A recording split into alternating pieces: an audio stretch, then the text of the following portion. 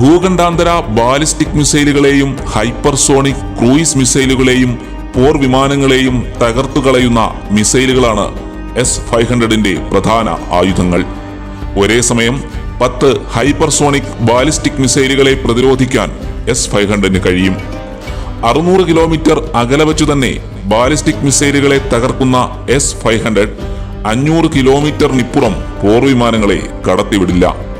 സെക്കൻഡിൽ 7 കിലോമീറ്റർ വേഗതയിൽ വരുന്ന മിസൈലുകൾ പോലും S-500ന് മുന്നിൽ തകർന്ന് തരിപ്പണമാകും. S-400ലെ മിസൈലുകളെ കൂടാതെ 2 പുതിയ മിസൈലുകളാണ് S-500ൽ ഉപയോഗിക്കുന്നത്. 77N6N, 77N6N1 എന്നിവയാണ് ഈ മിസൈലുകൾ.